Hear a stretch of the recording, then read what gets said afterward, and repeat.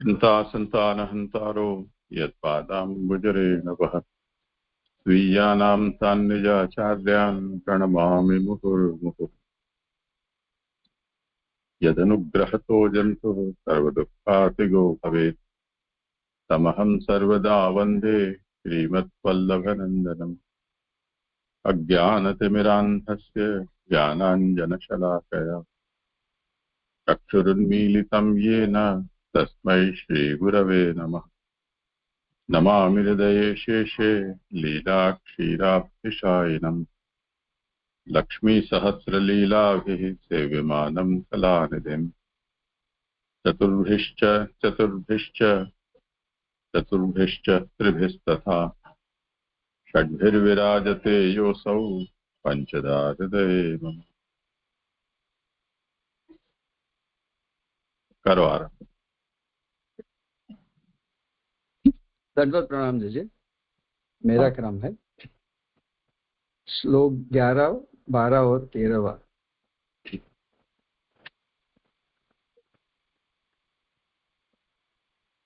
श्रीमद् भागवत जी के द्वितीय सन का श्री सुबोधन जी व्याख्या के सह हम पूज्य जेजे के सानिध्य में अवगाहन कर रहे हैं।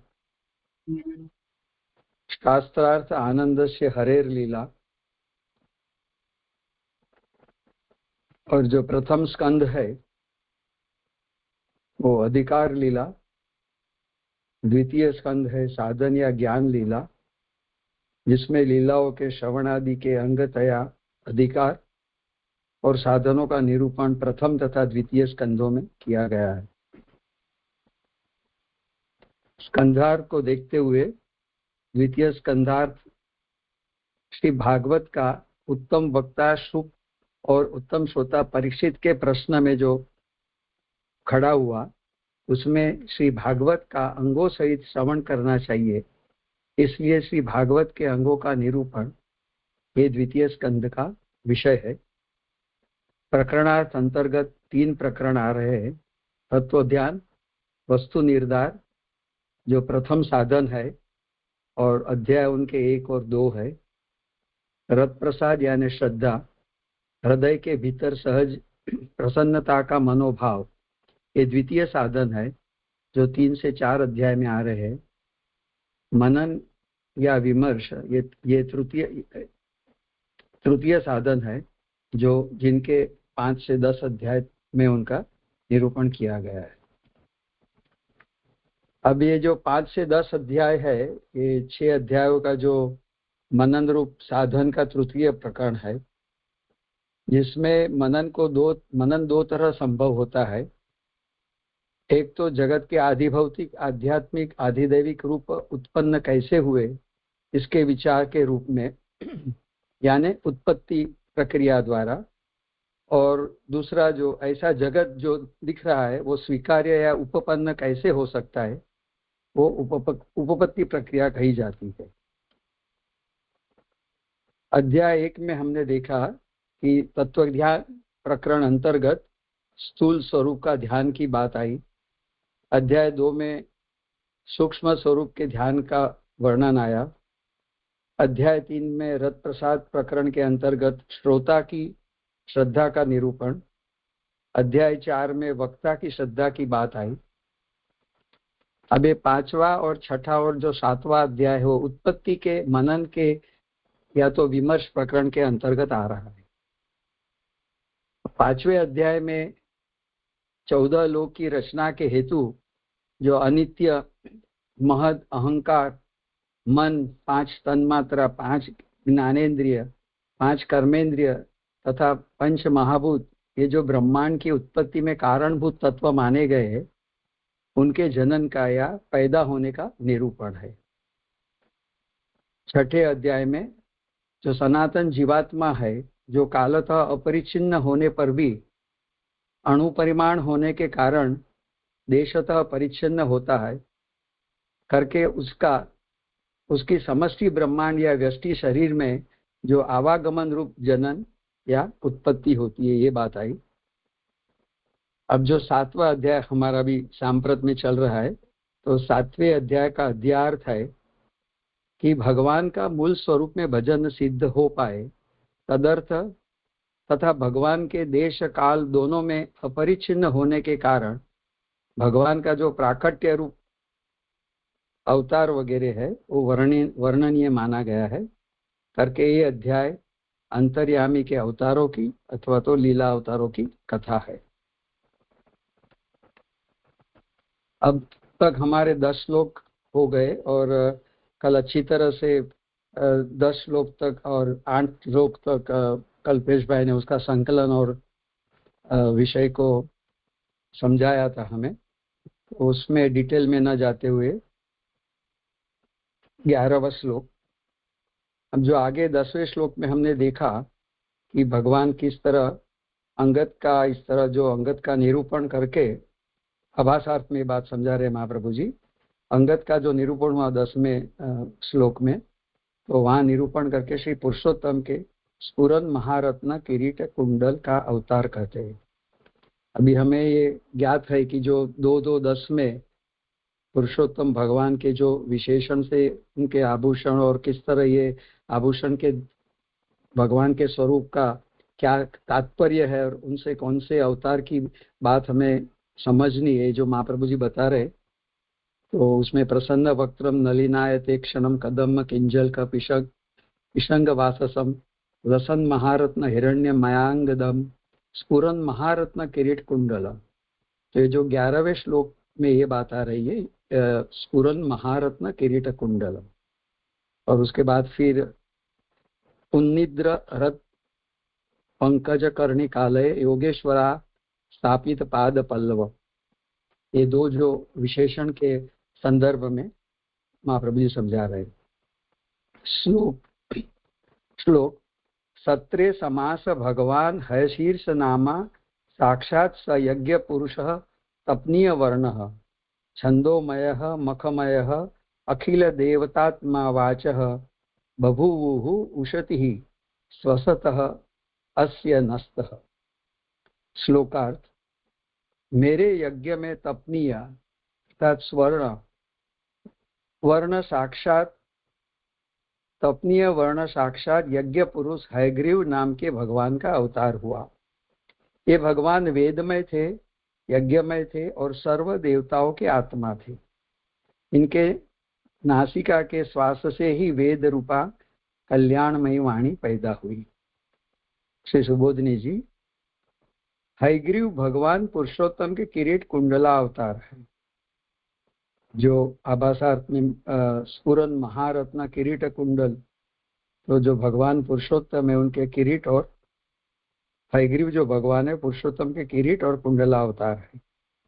पुरुषोत्तम ही दोनों रूप धारण करता है, हय मस्तक भी वही और नृदेह भी, तो दोनों रूप कौन से हुए, हय और नृदेह। हय का अर्थ आगे आएगा, अश्व होता है, तो है जो मस्तक भी वही है और नृदेव भी, दोनों रूप पुरुषोत्तम ने ही धारण किया है। है मस्तक किरीट है और नृदेह कुंडल है।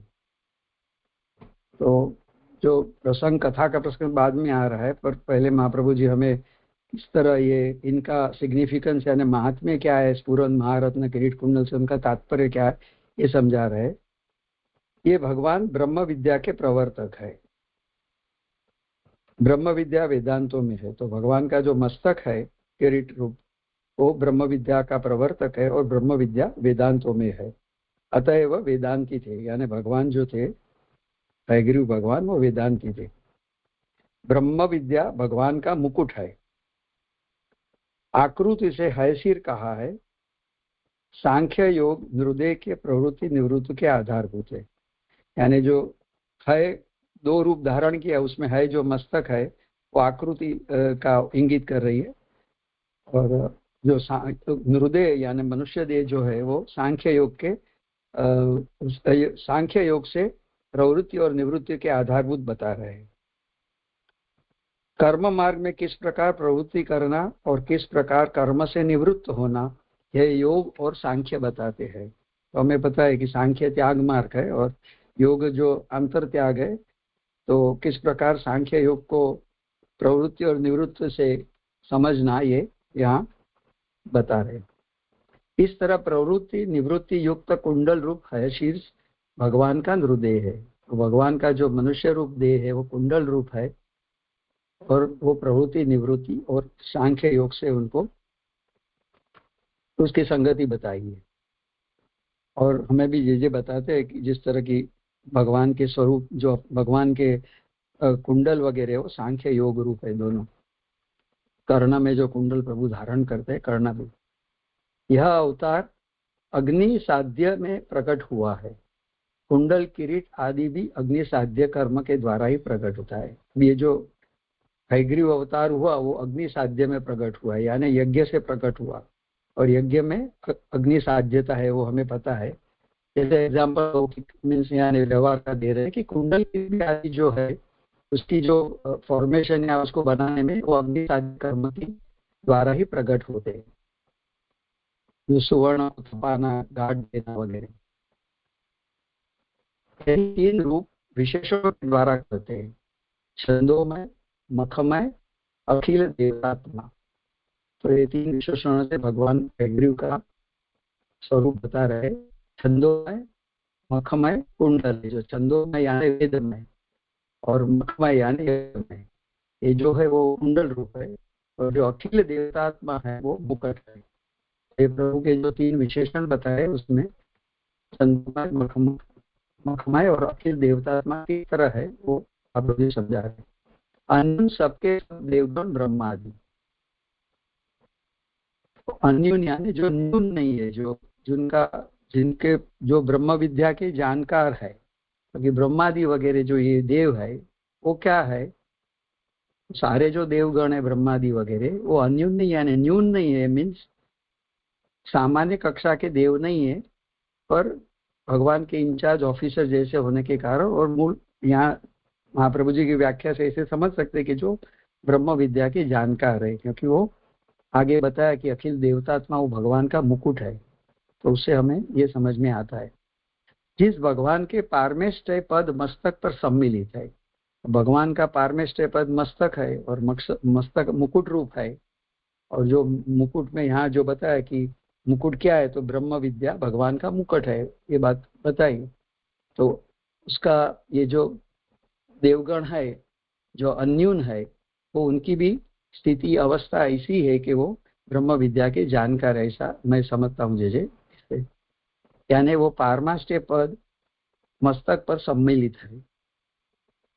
छंदोमय यज्ञमय कहकर अग्नि कार्य साधकता कही है। जैसे आगे भी बताया था कि कुंडल किरीट आदि भी जैसे अग्नि साध्य कर्म से ही प्रकट होते, वैसे जो वेद भी अग्नि रूप है, और यज्ञमय कहकर छंदोमय यज्ञमय कहकर अग्नि कार्य साध्यता कही है। इस तरह हयग्रीव भगवान ने जो कार्य किया है वो भगवान के योग, सांख्य, कुंडल और वेदांतात्मक रूप ब्रह्म विद्या मुकुट का कार्य है। तो हयग्रीव भगवान ने जो उनका अवतार का प्रयोजन था, जो जिन्होंने सांख्य और योग और साथ में ब्रह्म विद्या, जो वेदांत की ब्रह्म विद्या है, उनका जो कार्य किया अवतार प्रयोजन में, वो बता रहे हैं। इनका स्वरूप ब्रह्मा जी कहते हैं। अभी उनका स्वरूप ब्रह्मा जी हमें बता रहे, यानी नारद जी को, ये भगवान मेरे यज्ञ में प्रकट हुए। जो श्लोक में मूल में आता है सत्रे समास, कहीं जैसे सत्रे ममास है, ममा आस सत्रे, यहाँ समास है, बाद में क्लैरिफाई करना। ये भगवान मेरे यज्ञ में प्रकट हुए। प्रसिद्ध हयग्रीव भगवान का अवतार हुआ। दैत्य हयग्रीव को कोई न समझ ले, इसलिए भगवान का, इससे किन्नर आदि रूपों का भी निराकरण हो गया। जैसे हमें पता है कि हयग्रीव नाम का दैत्य भी हो गया, वो आगे के श्लोक में आएगा। तो इस तरह यहाँ जो भगवान कहने का अर्थ है, क्योंकि भगवान कहा सो दूसरे हम उन्हें कोई उन्हें दैत्य न समझ ले, और किन्नर यानी गंधर्व वगैरह जो दूसरी सृष्टि है, ऐसा कोई वहां भी कोई हयग्रीव होगा किन्नर सृष्टि में, तो किन्नर या दैत्य न समझ लिए इसे, इसलिए उसे भगवान कहा। क्योंकि अन्य कोई भी यज्ञ में से जन्म लेने योग्य नहीं हो सकता है। भगवान षडैश्वर्य संपन्न होते हैं। तो अभी यज्ञ में से, क्योंकि हयग्रीव का जैसे यहाँ बताया समास सत्रे समास भगवान है शीर्ष नामा, तो जिस तरह ब्रह्मा जी कह रहे कि मेरे सत्र में जो यज्ञ चल रहा था उसमें हयग्रीव भगवान प्रकट हुए। तो जो यज्ञ से प्रकट हुए तो भगवान के सिवा और कोई हो ही नहीं सकता है। और साथ में भगवान का वैलक्षण्य ये भी है कि वो षडेश्वर यानी ऐश्वर्य, वीर्य, यशस्वी, ज्ञान, वैराग्य, ये षडविध भग जो गुण धर्म धारण करने वाले हैं। और भगवान का जो अवतार है वो साक्षात यज्ञ पुरुष है। भगवान का जो अवतार है, यज्ञो वै हरि, यज्ञो वै विष्णु, तो भगवान का अवतार साक्षात यज्ञ पुरुष है। सर्व यज्ञों के अधिष्ठाता देव भगवान हयग्रीव भी भगवद अवतार है। यानी जो सारे यज्ञों जो है उनके अधिष्ठाता जो देव है, मूल पुरुषोत्तम यानी मूल भगवान ही होते हैं। तो यहाँ जो भगवान हयग्रीव प्रकट हुए वो भगवद अवतार ही है। तपनीय सुवर्ण की तरह मनोहर वर्ण वाले यज्ञ भी सुवर्ण वर्ण अग्नि साध्य होता है। अब जो यज्ञ का स्वरूप या कैसे यज्ञ कैसे होता है, तो तपनीय सुवर्ण की तरह यानी जो प्रकाशमान चमकने वाला या तो आभा वाला, जैसे यज्ञ होता है तो एक प्रकार की आभा होती है, ऐसे मनोहर वर्ण वाले यज्ञ भी जिस तरह सुवर्ण वर्ण अग्नि साध्य होते हैं, यज्ञ अग्नि साध्य होता है। जिस तरह सुवर्ण चमकता है और सुवर्ण की भी एक आभा और प्रकाश रहता है, उस तरह यज्ञ की भी होती है। यज्ञ पुरुष वेद, अग्नि साध्य कर्म, अखिल देवों से संबंध होता है। तो ये पूरी जो प्रक्रिया बताई, जो तीनों विशेषण बताए, छंदोमय, मखमय और अखिल देवतात्मा, तो उससे महाप्रभु जी बता रहे कि जो यज्ञ पुरुष वेद है, क्योंकि वेद हमें यज्ञ का प्रयोजन, यज्ञ की प्रक्रिया और यज्ञ से क्या प्राप्त होता है या क्या करना चाहिए, यज्ञ क्यों जरूरी है, वो सब समझाता है। इसके लिए यज्ञ पुरुष वेद है। और अग्नि साध्य कर्म है, तो जो कर्म है, कर्म का अनुष्ठान है, धर्म का अनुष्ठान है, वो यज्ञ रूप है, तो वो अग्नि साध्य है। वो आगे भी बताया, कुंडल भी अग्नि साध्य कर्म है, उसी तरह छंदोमय मखमय जो है वो भी अग्नि साध्य है। क्योंकि अग्नि एक माध्यम बनता है साध्य देवों तक, जो अपना समर्पण की प्रक्रिया अग्नि के माध्यम से होती है। अखिल देवों से संबंध होता है। तो इस तरह वेद यानी जो ज्ञान शक्ति मैं समझता हूँ, अग्नि साध्य यानी कर्म, और फिर अखिल देवों से संबंध, समर्पण से जो संबंध होता है, तो ये प्रक्रिया यहाँ समझ में आती है। इसलिए हयग्रीव को छंदोमय, मखमय और सर्व देवों की आत्मा कहा। तो हयग्रीव का स्वरूप कैसा है, वो वेदमय भी है, यज्ञमय भी है और सर्वदेवों की आत्मा, जो मूल श्लोक में छंदोमय, मखमय और अखिल देवतात्मा, ये बात महाप्रभु जी ने समझाई। वेद प्रमाण है, यज्ञ प्रमेय है, अखिल देवगण साधन है और आत्मा फल है। अतएव हयग्रीव प्रमाण प्रमेय साधन फल रूप है, ऐसा तात्पर्य हुआ। तो वेद प्रमाण है जिससे हमें प्रमेय की जानकारी मिलती है, जिससे प्रमेय जाना जाता है। यज्ञ वही हरि, यज्ञ वही वैष्णु, तो यज्ञ साक्षात प्रमेय रूप है। अखिल देवगण साधन है, क्योंकि जो भी उपासना, ज्ञान, कर्म, तो देवगण साधन है। और आत्मा यानी भगवान की प्राप्ति, भगवान का दर्शन वगैरह उनका फल है। तो ये जो हयग्रीव अवतार है वो प्रमाण प्रमेय साधन फल रूप है, ऐसा तात्पर्य हुआ है। ये महाप्रभु जी की जो हृदय को इंसाइट और जो महाप्रभु जी का माइंडसेट है कि, और जिस तरह अपने महाप्रभु जी ने अपने को पुष्टि भक्ति मार्ग का जो वैलक्षण्य है कि प्रमाण प्रमेय साधन और फल की जो एक रूपता है, वो महाप्रभु जी के दर्शन की एज वेल एज धर्म की यानी संप्रदाय की विशेषता है। तो अतएव हयग्रीव प्रमाण प्रमेय साधन फल रूप है, ऐसा तात्पर्य हुआ, एक ही है।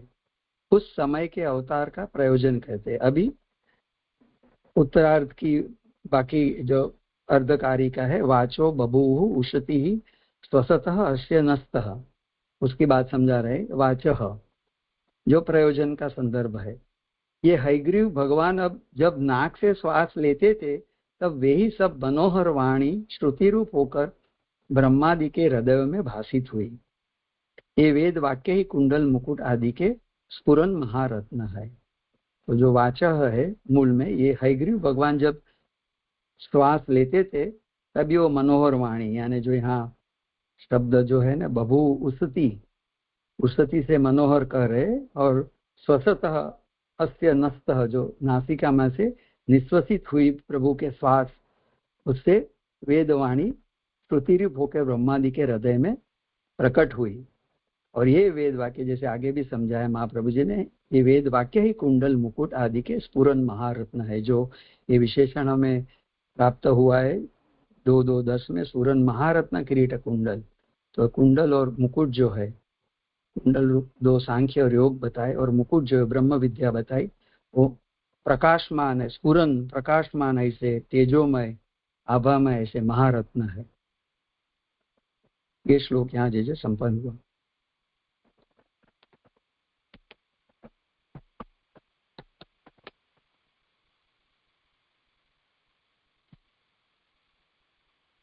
करो आगे, अच्छा वर्णनात्मक। जी जी जी। अभी श्लोक 12वां, आभासार्थ। इस तरह मुकुट कुंडलावतार का निरूपण करके अब उन्निद्र रथ पंकज करणी कालये योगेश्वरा स्थापित पाद पल्लव रूप अवतार का निरूपण करते हैं। तो जो आगे भी हमने देखा था उसी तरह भी जो दूसरा विशेषण आ रहा है, उन्निद्र रथ पंकज, यानी जो विकसित कमल रूप हृदय के जो कोश रूप ग्रह है, हृदय का जो कोश रूप स्थान है, उसमें योगेश्वरों द्वारा, तो यहाँ योगेश्वरों माने जैसे वो एकादश स्कंद में 9 योगेश्वर की बात आती है, वही समझना कि क्या वो आप बताना बाद में। तो योगेश्वरा स्थापित जो पाद पल्लव रूप है, उसका अभी विवरण और उसका स्वरूप हमें समझा रहे कि ये विशेषण से क्या हमें तात्पर्य समझना है महाप्रभु जी की वाणी से। तो ये अवतार का उन्निद्र रथ पंकज करणी कालय योगेश्वर स्थापित पाद पल्लव रूप अवतार का यहाँ निरूपण है। श्लोक, मत्स्यो युगांत समय मनुना उपलब्ध श्रोणीमयः निखिल जीव निकाय केतः विसंस्त्रिसितान् उरुभये सलिले मुखाद में आदाय तत्र विजहारः वेद मार्गान्। श्लोकार, जब सृष्टि के युगों का अंत समय आया, उस समय हयग्रीव नामक दानव ने उपद्रव मचाया। ऐसे भयावह समय में डर से मेरे यानी ब्रह्मा के मुख से सर्व मार्गोपयोगी वेदगण निकल गए थे। उनको हयग्रीव दानव संग्रह कर अपने पास ले गया। तब भगवान मत्स्य अवतार लेकर वहां प्रलय समुद्र में ही उस हयग्रीव को मारकर कई कल्प तक विहार करते रहे।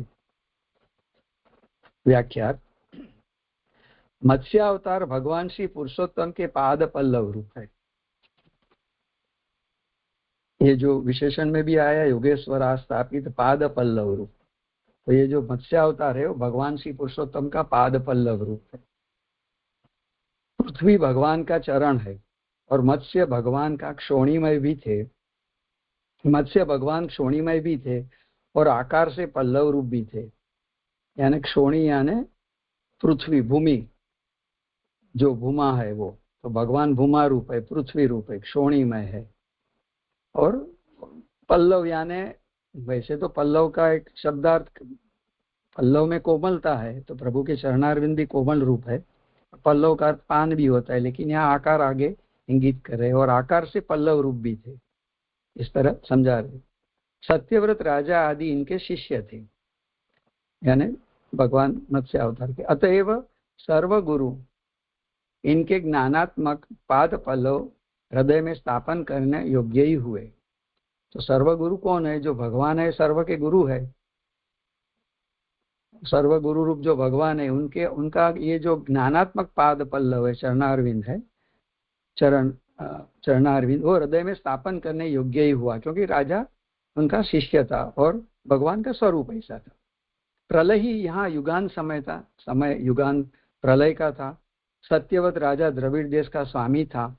वह आगे जाकर मत्स्य भगवान की कृपा से ही मनु यानी मनुष्य लोक का शासक हुआ। तो आगे वो मनु अवतार या मनु भगवान।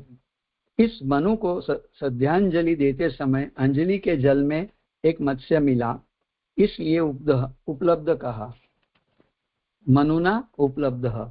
ये जो मूल में है, तो जब मनु जी को संध्यांजलि के समय में अंजलि के जल में मत्स्य मिली छोटी, वो प्रसंग सब हमें पता है। मत्स्य के पादत्व का अर्थ बताते हैं। अब जो मत्स्य को पाद पल्लव रूप जो कहा, तो ये मत्स्य का पादत्व किस तरह आ रहा है, तो क्षोणीमय कहा, क्योंकि भगवान क्षोणीमय भी है। मत्स्य भगवान क्षोणीमय भी थे, तो क्षोणी यानी पृथ्वी का, पृथ्वी यानी भूमा से व्यापकत्व जो है वो ये पृथ्वी भी थी, पृथ्वीमय भी थे। तो ये मत्स्य के पादत्व का अर्थ यहाँ समझा रहे, इसलिए आध्यात्मिक पृथ्वी को साथ लेके विहार किया। तो जब भगवान खुद ही थे, तो भगवान तो अपने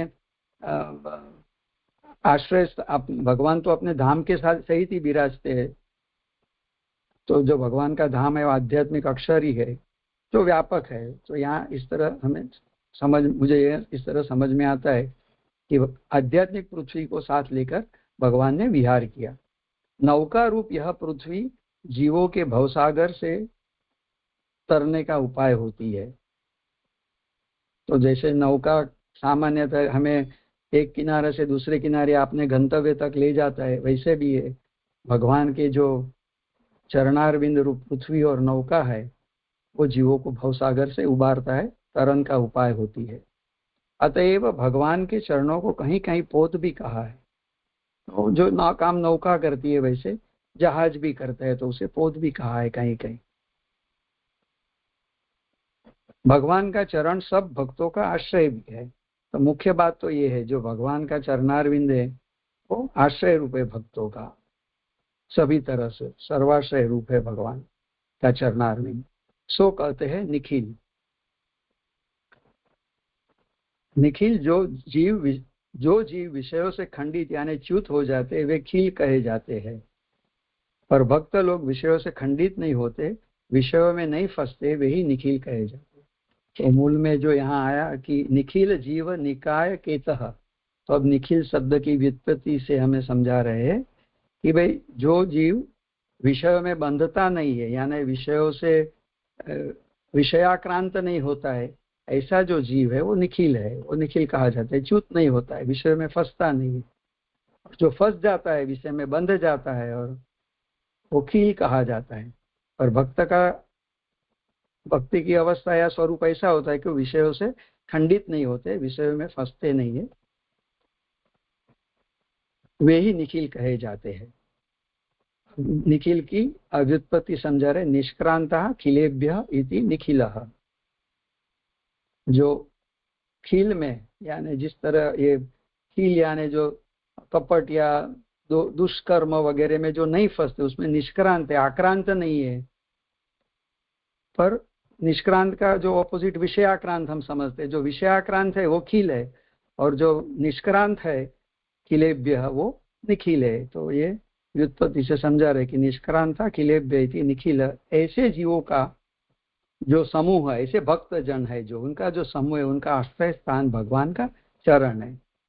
उस समय जिस तरह वो प्रलय युगांत का प्रलय समय था, तो उस समय सब अन्नादि के बीज ऋषिगण और जो सप्तर्षि वगैरह ऋषि और राजा उस श्रेणी में नौका में, यहाँ क्षोणी में होना चाहिए, श्रेणी में है, क्षोणी में नौका में ही थे। तो पृथ्वी रूप जो नौका जो भगवान ने क्षोणी में बने, तो वही नौका में सब अन्नादि के बीज और सारे वेद वगैरह और ऋषिगण वेद को लेके और राजा मनु वगैरह वो नौका में ही थे। इसलिए भगवत चरण सर्वाश्रय था, क्योंकि मूल में तो वो क्षोणी या भगवान के चरण रूप थी, क्योंकि वो आगे जैसे बताया कि भगवान के चरण ही तरने का उपाय भवसागर से। प्रलय का समय था, तो भगवान तो जो देश काल के अनुसार और जिस तरह प्रयोजन था अवतार का, उसी तरह भगवान ने स्वरूप लिया। तो इसलिए भगवान इस संसार पर, तो इसलिए भगवत चरण ही सर्वाश्रय था, सभी का आश्रय था, क्योंकि अन्नादिक बीच ऋषिगण राजा यानी सारे वेद और यानी ज्ञान और द्रव्य वगैरह सभी को वो क्षोणी में नौका में ही ले जा रहे थे, और भगवान उसके साथ विहार कर रहे। तो सभी रूप से टोटालिटी में भगवान भगवत चरण सर्वाश्रय था। यही भगवत चरण का स्वरूप है। इसी से संसार तरण का उपाय रूप जहाज कहा जाता है। तो भगवत चरण हमारे संसार तरण का उपाय रूप जहाज कहा जाता है। और हमें भी पता है कि हम भगवान के चरण को अलग अलग दृष्टिकोण से और अलग अलग स्वरूप का महात्म्य से समझते हैं। जैसे आदि आध्यात्मिक और सत्संग, ज्ञान और भक्ति, दो चरण, पुष्टि और मर्यादा, इस बहुत तरह से हम भगवान के चरणारविंद के स्वरूप के महात्म्य को समझते हैं। यहाँ ही समझा रहा है कि भगवान का चरण का यह स्वरूप है जो संसार तरण का उपाय रूप जहाज भी है। अब अवतार, और इसलिए हमें चाहे गीता जी हो चाहे महाप्रभु जी, हमें शरणागति जो मुख्य अपना जैसे महाप्रभु जी ने हमें पुष्टि भक्ति रूपी हम नौका समझे, तो दोनों शरणागति और समर्पण रूप साधन यानी नौका के जो हलेसा है वो दिए है। तो ये अब अवतार चरित्र को कहते हैं। विसंस्त्री सीतान महाभयावह समय में ब्रह्मा के मुख से गिराए गए वेद मार्गों को हयग्रीव ले गया। तो अब ये जो दैत्य का एंट्री हो गई, दैत्य आ गया, उसको मारकर वहां से वेद मार्ग को लाकर जल विहार किया। यह क्रम पुराणांतरों में प्रसिद्ध है। तो यहाँ जो मुखाद में आदाय तत्र विचार ह वेद मार्गान, ये ह जो शब्द आ रहा है, यह क्रम, ह का जो यह क्रम है वो पुराणांतरों में प्रसिद्ध है। वेद मार्ग यानी प्रसिद्धि अर्थ उसका या तो आश्चर्यकारक ऐसा भी कहा जाता है। वेद मार्ग शब्द का यह तात्पर्य है कि यज्ञोपयोगी वेद मार्गों के सिवाय दूसरे ज्ञान भक्ति प्रतिपादक वेद मार्ग ही थे। तो यहाँ जो वेद मार्ग कहा हमें छंदोमय, तो वो जो वेद रूप मार्ग में फिर दो बात आ रही है यहाँ की। उनका शब्द से महाप्रभु जी ऐसे समझा रहे कि उसका तात्पर्य ये है कि एक तो यज्ञोपयिक वेद मार्ग है और दूसरा जो है ज्ञान भक्ति प्रतिपादक। तो जो हमें पता है कि भाई पूर्वकांड जो है यज्ञ रूप है, कर्मकांड है, यद्यपि उससे भी भगवान की प्राप्ति होती है क्योंकि साक्षात यज्ञ पुरुष ही है भगवान। और दूसरा जो ज्ञान भक्ति प्रतिपादक वेद मार्ग है, तो ये वेद मार्ग से ये तात्पर्य महाप्रभु जी समझा दिए। वे ही श्रीमत्स्य भगवान से ही ब्रह्मादि ने प्राप्त किया। तो ये मत्स्य भगवान से, मत्स्य अवतार से ब्रह्मादि वगैरह ने वेदों की प्राप्ति करी। वेद मार्गों के द्वारा ही शिष्यों के हृदय कमल प्रफुल्लित होते हैं। तो ये जो वेद मार्ग जो साक्षात भगवद रूप वाणी है वो कैसे है? क्योंकि जैसे भक्तों को भगवद वाणी से ही प्रसन्नता होती है, तो जो यहाँ विशेषण समझा बताया हमें, उन्निद्र रथ पंकज करणी काल है। तो ये हृदय कमल जो प्रफुल्लित होता है भक्तों का और शिष्यों का, वो वेद मार्गों के द्वारा ही होता है। तब वहां भगवान अपने ज्ञान भक्ति प्रतिपादक किंवा तद्रूप चरण पल्लव स्थित करते हैं। तो जब भक्त इस तरह भजनार्थ जब भगवान को पसंद करता है या मार्ग पसंद करता है, तो भगवान भी अपना अनुभव जता के, रिस्पॉन्स जता के ज्ञान भक्ति प्रतिपादक जो भगवत रूप है या भगवान है, वो अपने चरण पल्लव स्थित करते। तद्रूप चरण पल्लव यानी भगवद रूप चरण पल्लव या ज्ञान भक्ति रूप चरण पल्लव की स्थित करके अनुग्रह करते। यज्ञोपयोगी वेद मार्गों का उद्धार हयग्रीव अवतार ने किया और ज्ञान भक्ति प्रतिपादक वेद मार्ग का उद्धार मत्स्य भगवान ने किया। तो आगे के 11वें श्लोक में जो हयग्रीव अवतार की बात आई थी, उन्होंने यज्ञोपयोगी वेद मार्ग का उद्धार किया और ज्ञान भक्ति प्रतिपादक जो वेद मार्ग का उद्धार है ये मत्स्य भगवान ने किया। जी जी जी, हाँ है 12वां श्लोक समाप्त हुआ।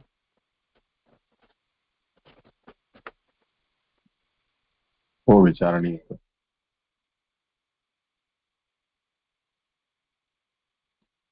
ये जो ये योगेश्वरा स्थापित जो है, योगेश्वर जो नव योगेश्वर की वही बात है कि वो संदर्भ नहीं है? ऐसा तो नहीं लग रहा है। योगेश्वर हाँ का मतलब जो इस प्रकार से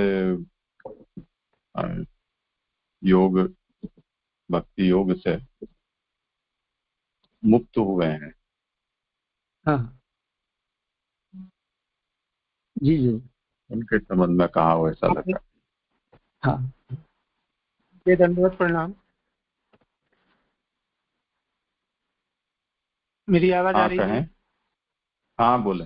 हाँ जी, यहाँ जो एक गरीब दानव की बात आई कि ब्रह्मा जी के मुख से वो वेद मार्ग डर से निकल गए और उनको यह गरीब ले गया। तो ये गरीब को ले जाने का उसका प्रयोजन क्या रहा होगा, ये मैं जानना चाहता हूँ। यह गरीब दानव जो वेद मार्गों को ले गया, उसका प्रयोजन उसने माने उसका क्या प्रयोजन रहा होगा? माने प्रलय का समय था और वो जैसे भगवान अपना भगवान स्वयं अवतार लेके प्रकट होते हैं, तो ये लीला में जो दैत्य और देव और दानव जैसे प्रकट हुए, तो एक भगवान हयग्रीव नाम के भगवान है जिन्होंने उद्धार किया, और हयग्रीव उसका नाश करना भी चाहता। तो ऐसे कुछ संदर्भ से भी देख सकते हैं। अभी पूरा प्रसंग तो मैंने देखा नहीं है, कथा प्रसंग, पर ऐसा समझ में आता है प्राइमा फेसिया। तो क्योंकि मूल में जो भगवान को लीला करनी है, तो लीला या शास्त्रार्थम स्थापितम, तो भगवान लीला द्वारा शास्त्रार्थ का स्थापन करना चाहते हैं। अब भगवान के चरणारविंद आश्रय रूप है, सर्वाश्रय रूप है, भवसागर के तारण रूप है, ये सब बात कैसे समझ में आ जाएगी? ज्ञान क्या है, भक्ति क्या है? तो भगवान का स्वरूप गुण धर्म जो लीला समझनी है, तो कहीं कहीं भगवान साक्षात प्रकट होते, कहीं अंशावतार से, कहीं आवेशावतार से, कहीं कहीं जैसे ऐसे भी समझाते हैं कि बैकड्रॉप में रहते हैं। जैसे महाप्रभु जी भागवत जी के हर एक एक पद का अर्थ श्री कृष्ण और भगवान की लीला बताते, पर जैसे सर्ग विसर्ग में तो एकदम डायरेक्ट स्फुट नहीं होता है, पर वहाँ भगवान बैकड्रॉप में रहते हैं। तो ब्रह्म का अधिष्ठान तो सब जगह पे है और ब्रह्म ही है। जो ब्रह्म को हम साक्षात पर ब्रह्म कृष्ण ऐसे कहते हैं, तो कृष्ण रूपी है। तो ये लीलार्थ जो प्रक्रिया है, यानी लीलार्थ जो सृष्टि का प्राकट्य है, तो वही संदर्भ में मेरी समझ में आता है। जैसे ऐसा है कि देव और दानवों का शुरू से ही विरोध रहा है, और देवों की शक्ति वेद है, क्योंकि वेद के द्वारा ही यज्ञादि का अनुष्ठान होता है, ज्ञान का प्रसार होता है, और यज्ञ के द्वारा देवताएं वो शक्ति संपन्न होते हैं। तो उस वेद को चुराने से दैत्यों की शक्ति बढ़ जाती है, यानी देवताओं कमजोर होने पर दैत्यों को खुली छूट मिल जाती है। मुख्य कारण तो यही है।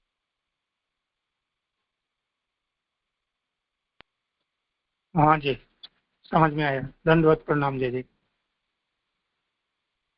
अपने यहाँ जैसे ग्रंथ चुरा लेते हैं, छिपा देते हैं, लोगों तक पहुंचने नहीं देते हैं, वो देव दानव अपने यहाँ भी पुष्टि मार्ग में भी चलता ही है।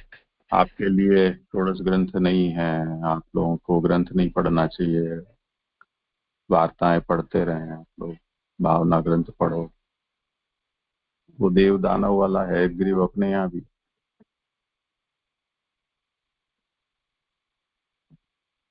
हाँ हाँ जी, दंडवत प्रणाम। हाँ, 15 में पधारते हैं और ग्रंथ दिख जाए तो चुरा जाते हैं ये ग्रीव बनकर। आगे मेरा आशय भी यही था, मेरा आशय भी ये था कि गोसाई बालक ने श्याम बाबा के ग्रंथ मैंने वैष्णव से मांगे, तो उसने कहा कि ये दे ने आज्ञा नहीं की गई, इनको कहीं नदी में पधराने को कहा है। तो मैंने कहा नदी में पधरा हुए मुझे दे दो, तो उन्होंने कही नहीं, वैष्णव को भी नहीं देना। इसलिए मेरी बात आई कि भाई ये भी तो चुरा ले गया वेद मार्ग को। हाँ, ये शुरू से चल रहा है।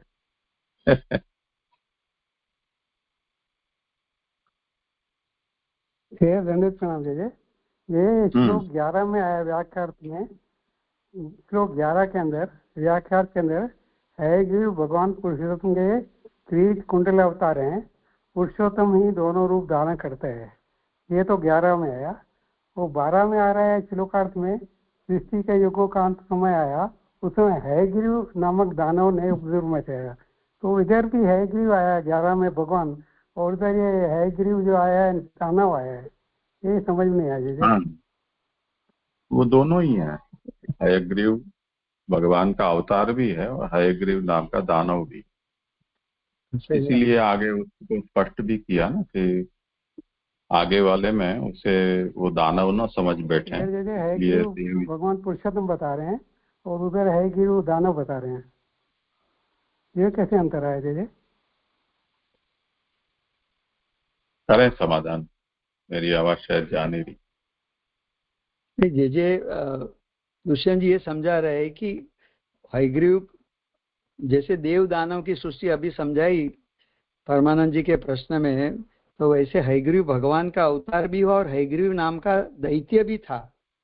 और ये देव और दानवों की लड़ाई में जैसे देवों अपने शक्ति संपन्न हो जाते यज्ञ वगैरह करके, और जो यज्ञ की गाइडलाइंस है, यज्ञ की ज्ञान उन्हें वेदों से मिलता है। तो जो हयग्रीव दैत्य को पता चला कि वेद प्रकट हुए और प्रलय का युगांत था, तो वो अच्छा मौका था। सब जब बाढ़ आ रही है, बढ़ रहा है, तो उसमें सब ले जा सकते, तो वो मौका लेकर हयग्रीव दैत्य ने वो चुरा लिया। तो नाम आपकी बात सही है, एक है, पर यहाँ तो हयग्रीव का जो है शब्द और जो दोनों रूप जो बताए है, वो मस्तक रूप है और नृदय रूप, दोनों कुंडल है। तो उसकी जो अवतार की जो महत्ता और स्वरूप की जो विलक्षणता, जो विशेषण से हमें समझाया, स्फुरन महारत्न किरीट कुंडल, तो उसका तात्पर्य महाप्रभु जी ने समझाया। तो वो तो नाम रूप, नाम शब्द डिक्शनरी मीनिंग में नाम एक है, वो अलग बात है, पर दोनों का स्वरूप मीन्स अलग है, कार्य अलग है। वो सब समझ गया मैं, मेरे को सिर्फ यही हो रहा था कि एक तरफ भगवान बता रहे हैं उस नाम का, और उस समय दूसरा वो दानव बता रहे हैं, इसमें कंफ्यूजन हो रहा है। यानी नेम सेम है, हयग्रीव।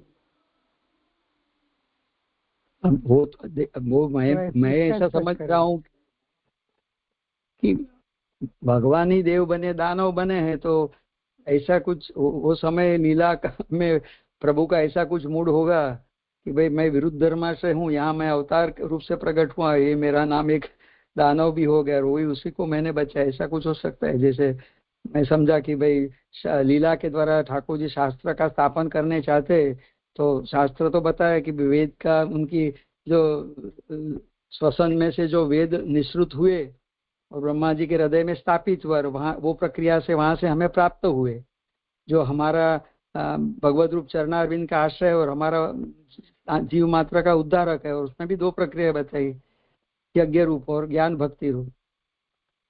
तो विरुद्ध धर्माशय से वो हो सकता है, वो समझना चाहिए, ऐसा लगता है। बाकी जे प्रकाश का, हाँ बस वही समझ में आता है मेरे को भी, जो नाम से हम आ रहा है ना, इसके लिए कंफ्यूजन हो रहा था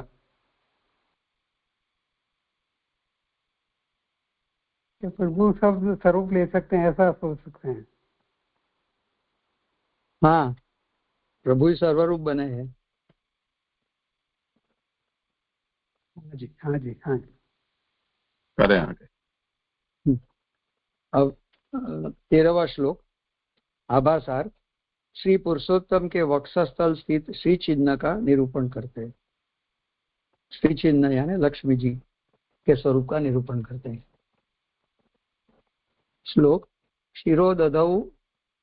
शिरोदधौ अमर दानव यूथपानाम उन्मत्ताम अमृत लब्धय आदिदेव पृष्ठेन कच्छप वपु विदधात गोत्र निद्राक्षण अद्रि परिवर्त कषाण कंडुः।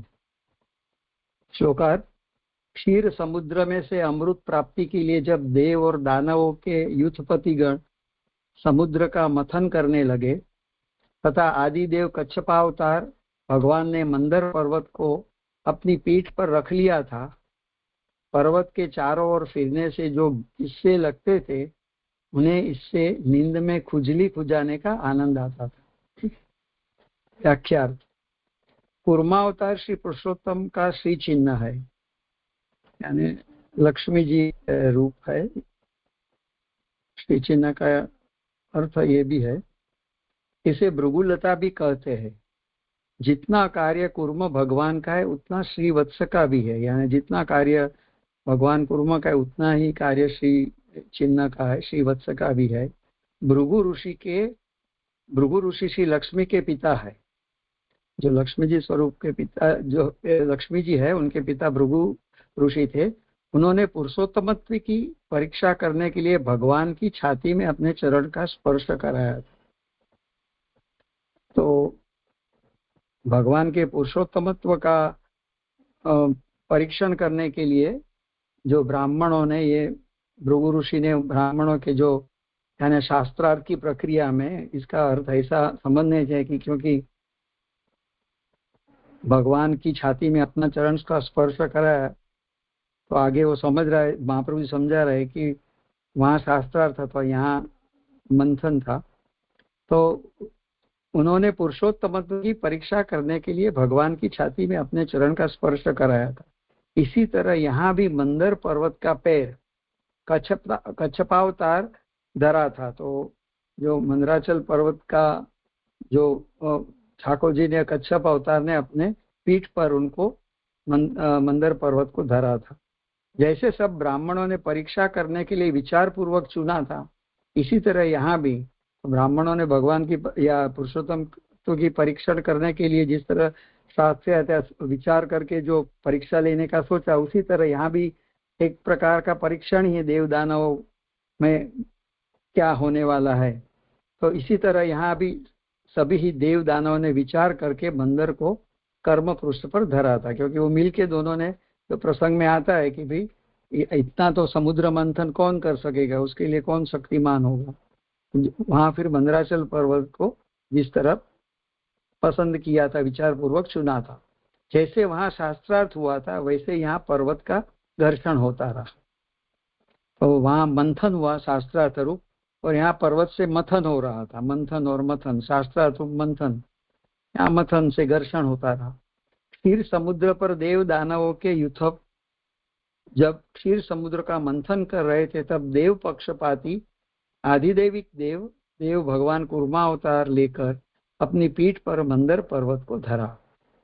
तो जब क्षीर समुद्र पर देव दानों ने विचार करके जब ही उनका मंथन का सोचा, तब भगवान तो देव पक्षपाती है, जैसे हम समझ रहे हैं कि, और ये जो कुर्मा अवतार है वो भी आदिदेविक ही अवतार है। तो जो आदिदेविक है वो भगवान ने कुर्मा अवतार लेकर अपने पीठ पर मंदर पर्वत को धरा, क्योंकि भगवान देव के पक्ष में है।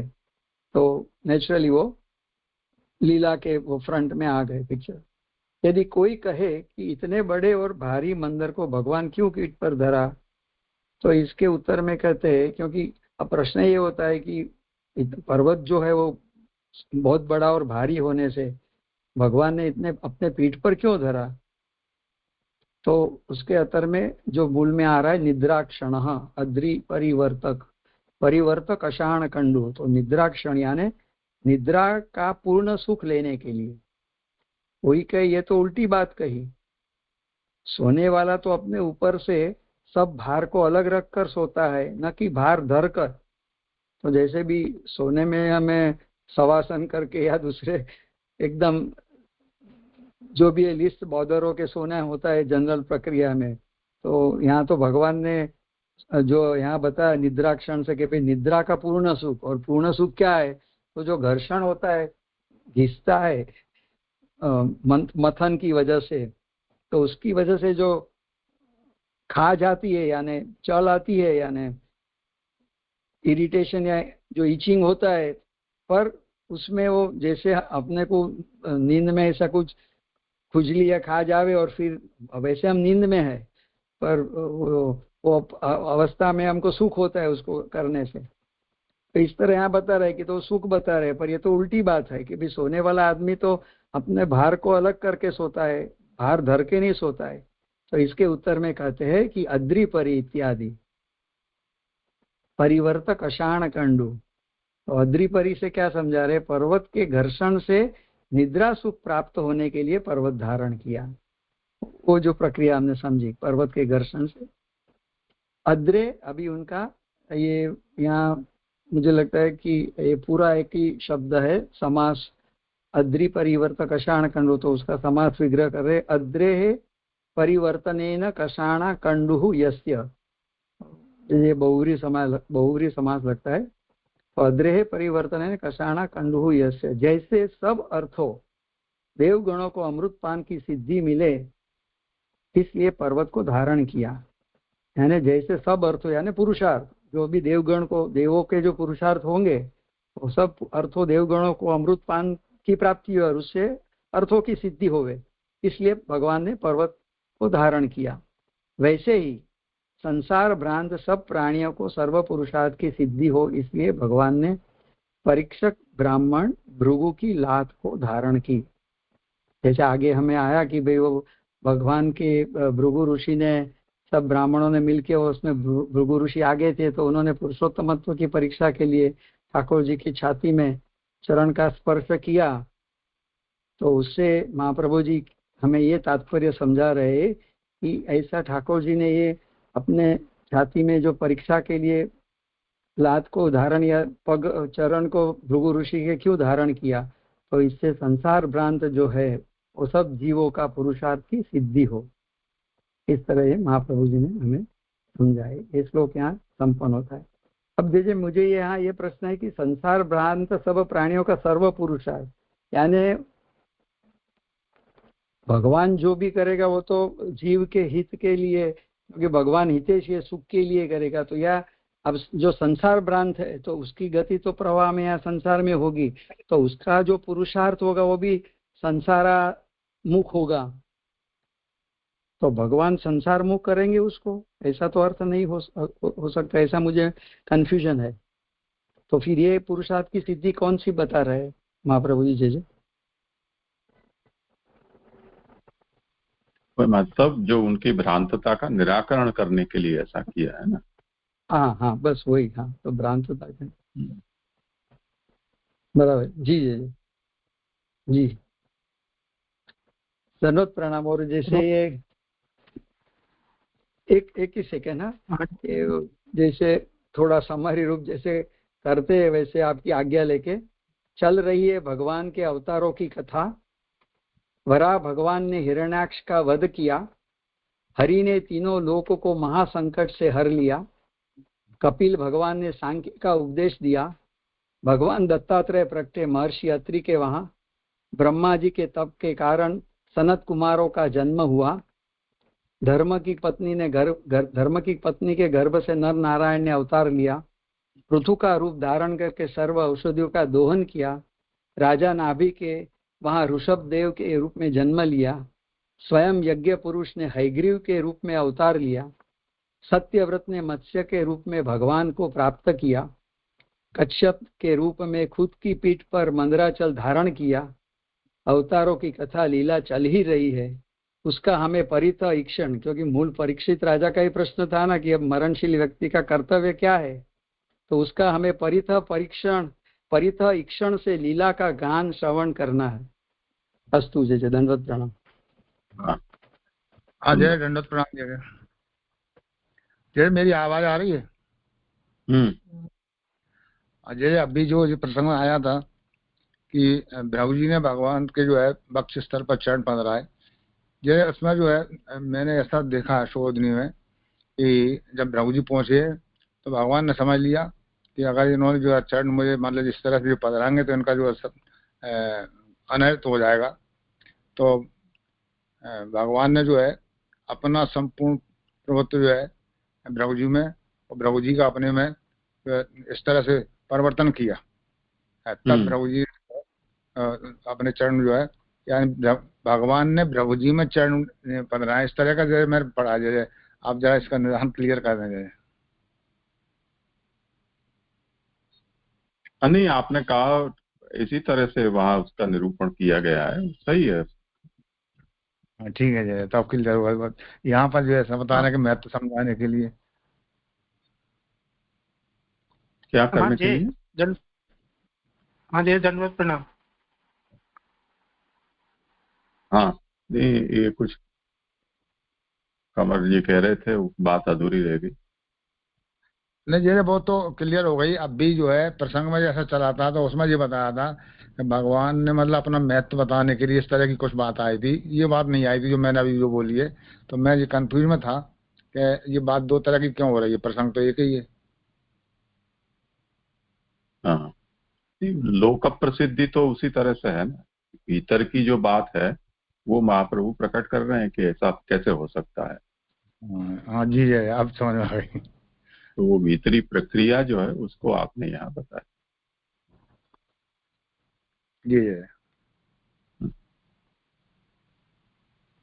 ऐसे व्यवहार में बहुत प्रसंग होते हैं जिसमें छोटे बड़े जो होते हैं वो वयसा और संबंध से अलग उनका छोटा बड़ापन होता है, और पदे न वो कुछ अलग होते हैं। जैसे कांस्टेबल हो और बाप कांस्टेबल हो और बेटा है वो इंस्पेक्टर हो, या कोई वकील हो और कोई मैजिस्ट्रेट हो। तो अब उस स्थिति में यदि वो व्यवहार करना है तो कैसे किया जाए। तो अगर आप उस कुर्सी के ऊपर बैठ के करते हो तो वो हो सकता है ऐसा व्यवहार, या वो ड्यूटी के टाइम में आप ऐसा कर सकते हैं आपके कार्यालय में, अन्यथा नहीं कर सकते हैं। तो उसमें वो मान्य होता है ऐसा करना, यानी छोटा हो वो भी बड़े के जैसा व्यवहार करे, अपने से बड़े के को छोटा मानकर व्यवहार करे, तो वो ऐसी परिस्थिति में मान्य हो जाता है। जी जय, अच्छा उदाहरण बताया जाए। लौकिक वाला बढ़िया उदाहरण बताया जाए। दंडवत प्रणाम जय।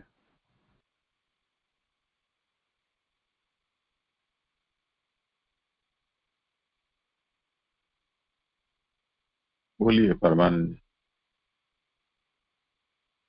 हाँ जी, वो मेरे संगति नहीं बैठ रही जी कि ठाकुर जी ने भृगु जी की चरण को अपना आभूषण बना लिया। तो उसमें बात ये कह रहे हैं कि संसार भ्रांत सब प्राणियों को सर्व पुरुषार्थों की सिद्धि हो, इसलिए। तो इसमें कहना क्या चाह रहा है, ये बात नहीं आई समझ में। भाई संसार भ्रांत तो फिर संसार भ्रांति है। तो ये आज से समझ में नहीं आया जाए स्पष्ट। करें समाधान।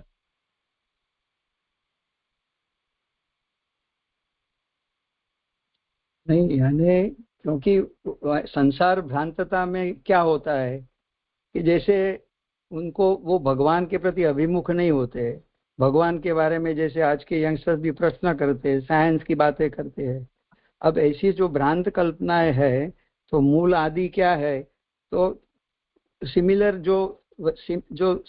जो ये भृगु ने ब्राह्मणों ने सब चर्चा करी कि प्रभु का पुरुषोत्तमत्व का परीक्षण करे।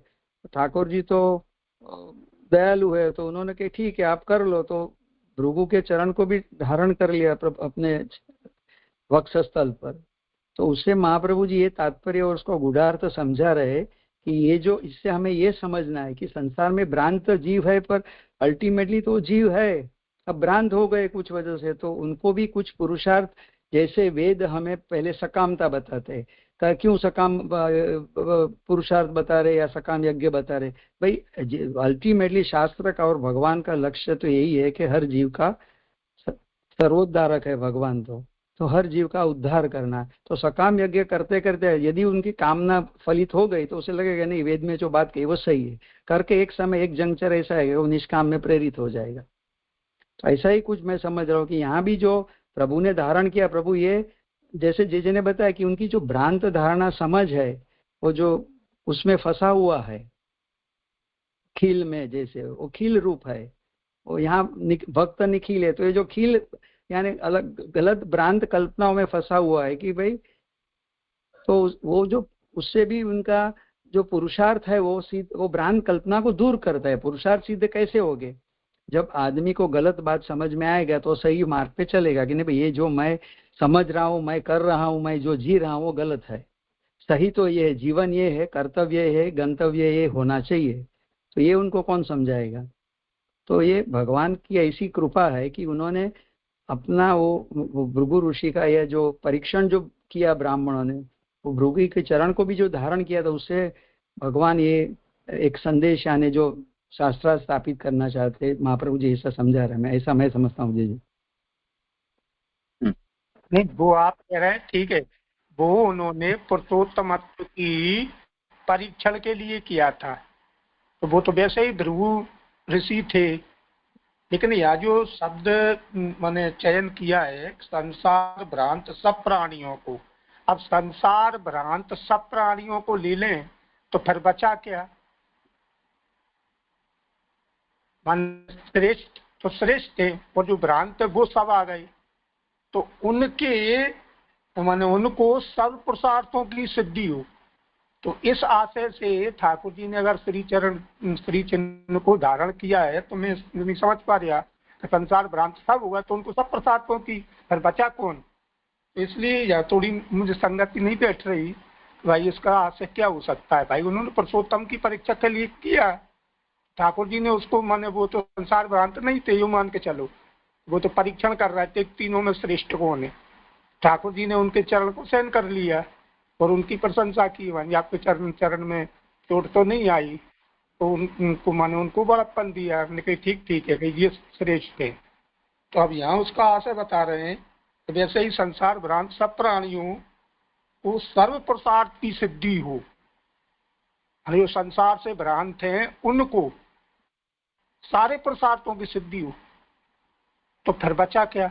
ये मेरा मैंने कहने का तात्पर्य था, मैं ये नहीं समझ पा रहा मैंने, इतनी सी बात।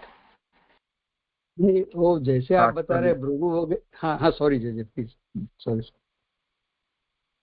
यहाँ आचार्य चरणों ने अंत में ये कहा न कि यथा पर्वत धारणम सर्वेशाम देवानाम अमृतपान सिद्ध्यर्थम, मुख्य कारण कच्छपावतार लेकर और मंदराचल को अपनी पीठ पर धारण करना इसलिए था ताकि अमृत प्राप्त हो सके देवताओं।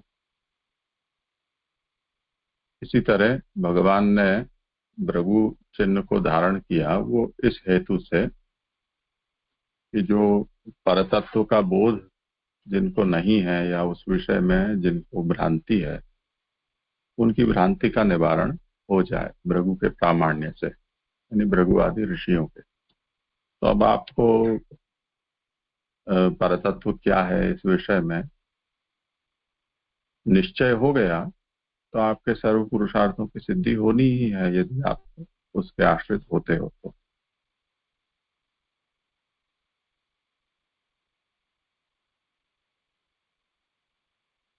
हाँ जी, अब आ गया समझ में जी।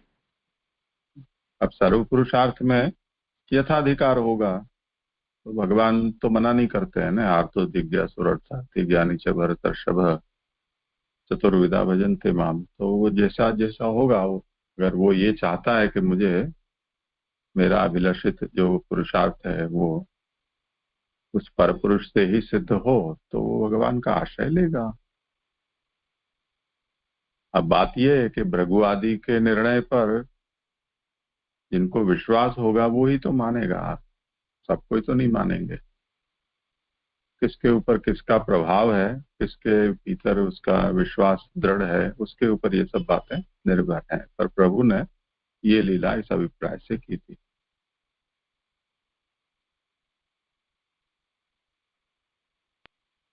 हाँ जी, धन्यवाद प्रणाम।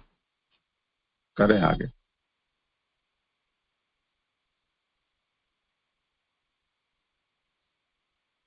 जैसे मेरे यहाँ संपन्न हुआ, राजेश भाई का है। दंडवत प्रणाम जैसे। अभी मैं आगे 14वें श्लोक से ले रहा हूँ। हाँ, हाथ ऊंचा ही रखो। यह तरह श्री लक्ष्मी का निरूपण कर अब कस्तूभ रत्न कंदरा अवतार का निरूपण करते हैं। जो आगे जो 2:2:10 की कारिका में जो भगवान के स्वरूप का वर्णन आ रहे हो, तो उसमें अभी कस्तूभ रत्न जिसके कंठ में है, ऐसे जो भगवान है वह को निरूपण ये श्लोक में आ रहे हो है। दैविष्ट रूपयः स नुषिरूपकृत्वा प्रमद भ्रुकुटी दृष्ट कराल वक्रतम देयेन्द्र आशु गदया पत्तनम आराधुरो निपात्य संप्राप्य विददार नखे स्फुरन्तम्। श्लोकार्थ। 3 लोक के त्रिव्य भय को दूर करने वाले भगवान ने घूमती हुई भ्रुकुटी और दाढ़ों से भयावह मुख वाला नृषि रूप धर कर दूर से सामने आए हुए हिरण्यकशिप दैत्येंद्र को गदा से घुटनों पर डालकर छटपटाते हुए को अपने नखों से चीर कर फेंक दिया। व्याख्यात सुबोधिनी जी। श्री पुरुषोत्तम का कस्तूप युक्त कंधा ही नृषि रूप हो जाता है। मुख सिंह का और देह मनुष्य का। जैसे कंठ में पहने कस्तूप की तेज किरण कंधों पर फैलकर केसरा जैसी मालूम होती है, इसी तरह केसरा वाले बब्बर शेर के मुंह वाले नृषि भी भगवत कस्तूप रूप दिखते हैं। यहाँ जो ऋषि भगवान का जो मुखारविंद है वो सिंह के मुख जैसा है। ऐसे ही जो कस्तूप मणि जो भगवान ने कंठ पर धारण करी है और वाकी जो कस्तूप मणि की जो किरण है वो भगवान के कंधा पर पड़ रही है और उसकी समानता कर रहे हैं ऋषि भगवान के केश के साथ। वो तो यहाँ पे ऋषि भगवान के केश और भगवान ने जो कस्तूप मणि जो धारण किया है वाको किरण जो भगवान के कंधा पर पड़ रहे है और ऋषि भगवान के केश दोनों की यहाँ पे कस्तूप रूप के साथ सरकामणी कही है। यहाँ पुरुषोत्तम जी और ऐसे बता रहे हैं कस्तूप रूप जो प्रकाश है जो कंधा पर के फैलाईमान है और ऋषि भगवान के केश में समानता तो है कि कुछ ऐसे कार्य के बिना अवतार संभव न होवे तो कार्य को निरूपण कस्तूप रूप से हो रहे है। कार्य दोनों में क्या समानता है वो अभी बात आगे आएगी। भगवान जो कंठ में कस्तूप मणि धारण करते हैं वह दैत्यों के वध के लिए और भक्तजनों के उद्धार के लिए। सभी चिन्ह समूह भगवदीय जीव कस्तूप रूपी है। माने भगवान ने जो कंठ में कस्तूप मणि जो धारण करते हैं उसके 2 कार्य प्रयोजन क्या है वो बताया कि एक तो दैत्यों के वध के लिए बताया और भक्तजनों के उद्धार के लिए बताया। और सभी चिन्ह समूह भगवदीय जीव कस्तूप रूपी है। चैतन्य से तत् अमलम मणिम अश्य कंठे एक वाक्य से। तो यहाँ पे ये आचार्य चरण वाक्य बता रहे हैं। जो वाक्य है वो जो भागवत जी का 3:3-28वां श्लोक का ये वाक्य आ रहा है कि भगवान जो है वो सब भगवदीय रूप जो कस्तूप रूपी है। यहाँ तो यहाँ पुरुषोत्तम जी यहाँ पे ऐसे बता रहे हैं कि यहाँ पे उभय पद बता रहे हैं कि यही प्रकरण में और एक भी कस्तूप रूप का कस्तूप मणि का मणि बता रहे हैं। वो जो 3:3 और 26 में बता रहे हैं। मैं पढ़ लूं क्या है।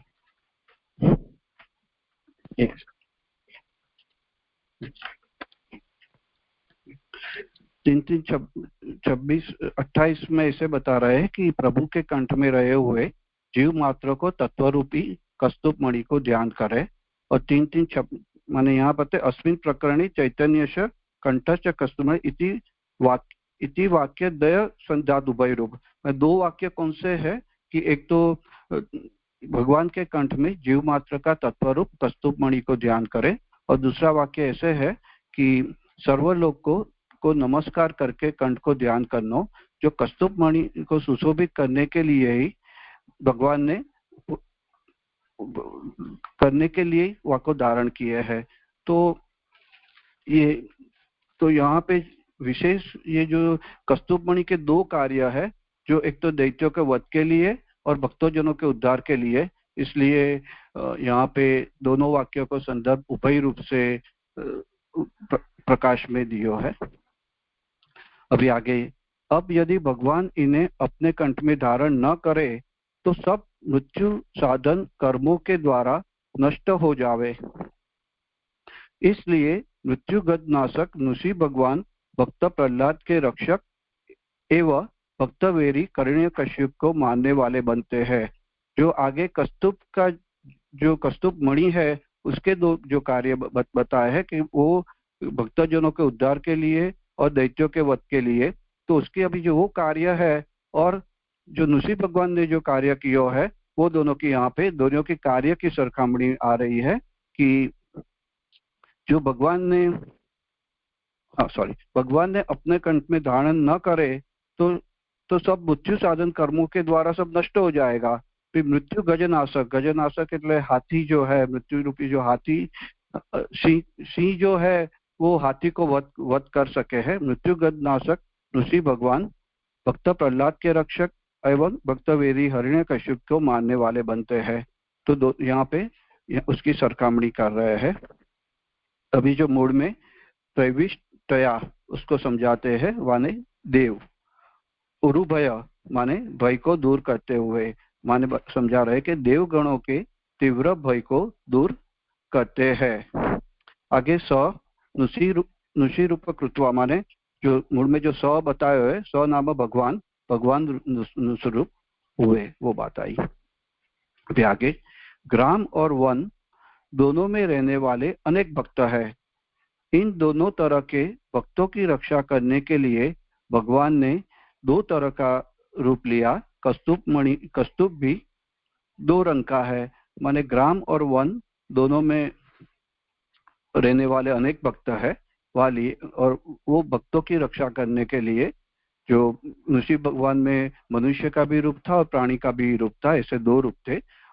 और कस्तूप भी ऐसे दो रंग का होता है। वहाँ और एक समानता बताइए कस्तूप की और नृसिंह भगवान की। अभी आगे जो भ्रुकुटी जो अभी ये जो मूल में ये प्रमद भ्रुकुटी दष्ट कराल वक्रतम वो समझाते कहते हैं।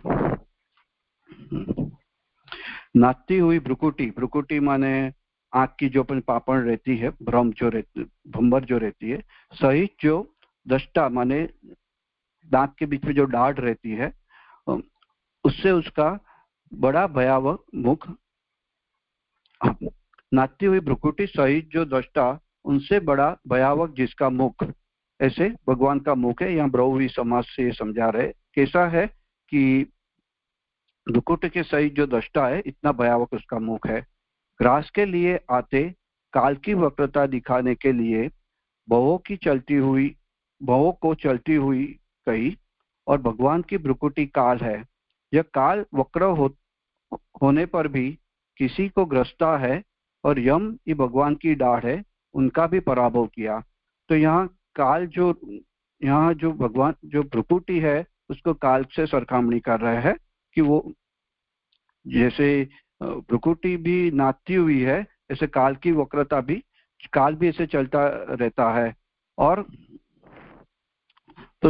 तो काल और जो यम है वो भगवान की डाढ़ है। तो और जो यहाँ जो दो बात की थी, एक तो भ्रुकुटी और दृष्टा नाम डाढ़, तो भ्रुकुटी को काल से जोड़ रहे हैं और जो डाढ़ है उसको यम से समझा रहे हैं, और उनका भी पराभव हुआ, माने दोनों को पराभव हुआ। यहाँ के समझा रहे काल जब ये प्रसंग में काल भी कुछ नहीं कर पाया और यम भगवान भी कुछ नहीं कर पाए, तो दोनों का यहाँ पराभव कर दिया, वो समझा रहे हैं। इससे भगवान का मुख सबसे बढ़कर भयप्रद हो गया। अब जो कोई भक्तों के विरोधी है वो भगवान के ऐसे कराल मुख को देखकर ही डरकर अपना कार्य न कर सकेंगे। यह सूचना दी।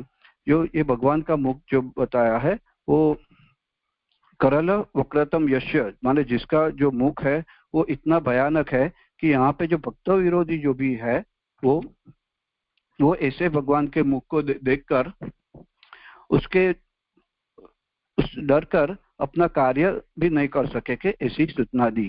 माने भगवान का मुख बहुत डरावना है।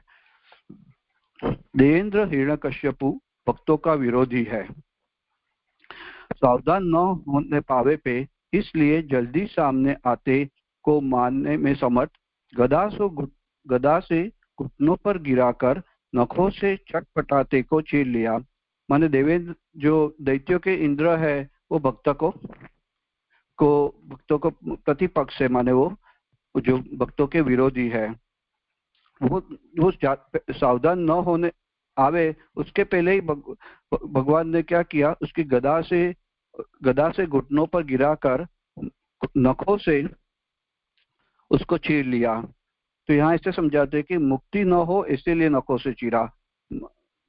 ऐसे लिखकर कह रहे कि वहां भगवान तो सुदर्शन चक्र से भी कर सकते थे, वो चक्र से यहाँ पे नहीं किया है कि यहाँ पे उनको मुक्ति नहीं देनी थी, क्योंकि और भी उनका आगे जन्म लिए है, उसके लिए उनको नखों से भगवान ने चीरा है। नखों से चीरा से उसकी कामना भी वहां पे लगी रही। मुक्ति और कामना दोनों बात यहाँ पे बता रही है। तो मुक्ति भी उसकी ना हो और उसकी कुछ न कुछ कामना भी रहे, इसलिए उसने घोड़ों पर डाला। इस तरह कस्तुभ रत्न भी भक्त विरोधियों का संसार और कामनाओं में फंसाए रखता है। जैसे जो कस्तुभ रत्न है, जो भक्त है उसका उद्धार करता है, फिर जो भक्त के विरोधी है उसको संसार और कामनाओं में फंसाए रखता है। जी यहाँ 14वां श्लोक यहाँ पे संपूर्ण हुआ। हाँ जी, दंडवत प्रणाम।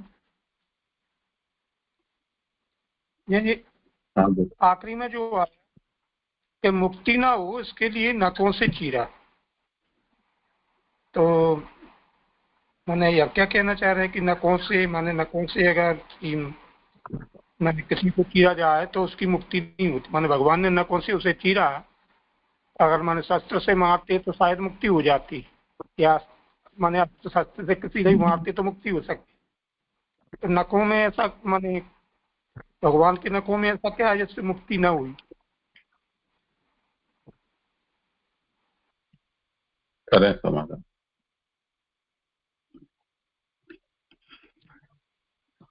हाँ, मैंने यही बात कह रहे हैं कि जो आप कि चक्र आदि से जो मारते तो उनकी मुक्ति हो रखती थी, फिर भगवान ने उनको अपने नखों से चीरा हुआ है, तो इसलिए भगवान ने अपने कुछ वज्र या किसी साधन से नहीं चीरा, कुछ जो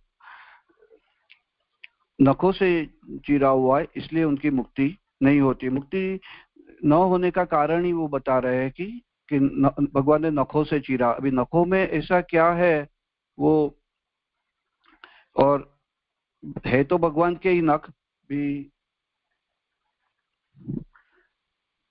तो उनकी मुक्ति वाले नखों से नहीं हुई ऐसे। हाँ भाई, बात तो वहीं आ गई कि भगवान के नखों से भगवान के तो दर्शन मात्र से ही मुक्ति हो जाती है। भगवान के श्रीअंग से चीरने पर नहीं भी, वो यहाँ पे हिरण्यकश्यप का वरदान भी उन्होंने मांगा था ना भगवान से कि मुझे कोई मनुष्य न प्राणी न मार सके, न मुझे दिन या रात के समय में मार सके, दरवाजा के बाहर या अंदर न मार सके। वो वरदान भी पूर्ण करना था ना। कोई शस्त्र से कोई न मार सके, कोई अस्त्र से मुझे न मार सके। ये जो हिरण्यकश्यप को जो भगवान ने जो वरदान किया था, तो वो भी यहाँ पे वो भी एक बात आएगी, वाले नखों से भगवान ने उनको चीरा हुआ है। नहीं, वो बात तो ठीक है, वो बात ठीक है, उसमें कोई संशय नहीं है। संशय यहाँ आया ना कि मुक्ति नहीं हुई, माने मर तो गया ना, उसका मोक्ष नहीं हुआ, माने पुनः जन्म होगा। हाँ, रावण बना बाद में वो।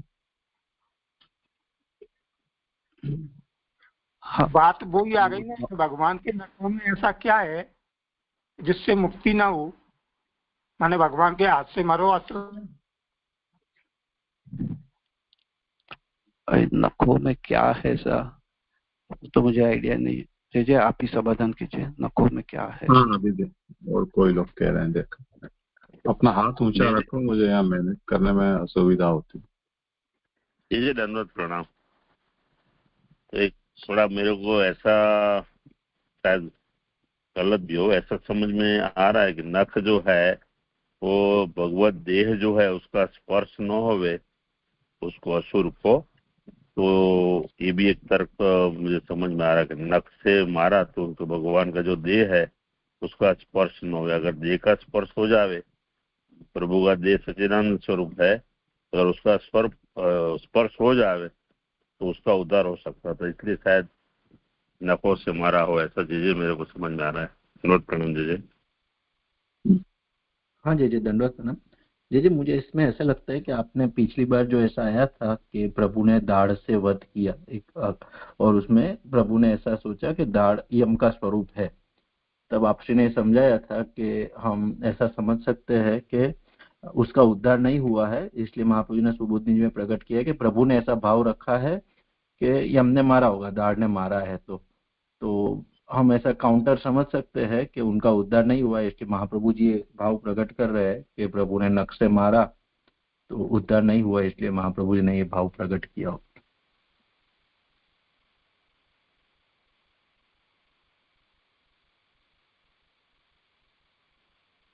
ये लीला का वर्णन कई जगह आता है, आगे के पूर्व अध्यायों में भी इसका निरूपण आ चुका है और पृथक स्कंध में भी आगे जाकर और अध्यायों से इसका निरूपण आने वाला है। मुख्य बात यह है कि जो शाप हुआ है उसके अनुसार इनका 3 जन्म होना है, और 3 जन्म के लिए भगवान ही उनका उद्धार करने के लिए प्रकट हों, ये शाप के साथ शर्त जुड़ी हुई थी।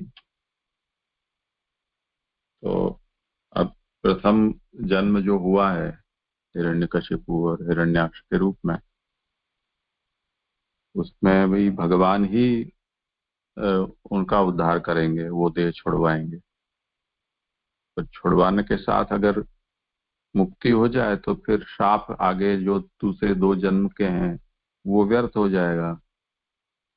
दूसरा, भगवान के द्वारा वध किया जाए और मुक्ति न हो तब भी भगवान की इज्जत खतरे में पड़ जाती है, क्योंकि प्रसिद्धि ऐसी ही है कि मारे तो ठीक है, मरते हुए किसी की दृष्टि भी पड़ जाए तब भी वो मुक्त हो जाते हैं।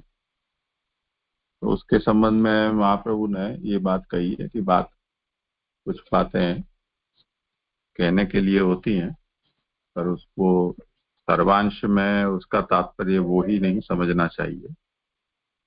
मुक्ति देने के लिए भगवान अवतीर्ण हुए हों और भगवान के श्रीहस्त से किसी के प्राण छूटे हैं तो मुक्ति होती है, अन्यथा मुक्ति होना ऐसा कोई नियम नहीं है।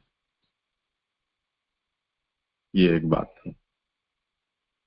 तो उसके लिए ये सोचना आवश्यक नहीं है कि भगवान के श्रीहस्त से या भगवान के अस्त्र शस्त्र के प्रहार से ऐसा किसी का यदि वध होता है तो उसकी मुक्ति होनी ही चाहिए।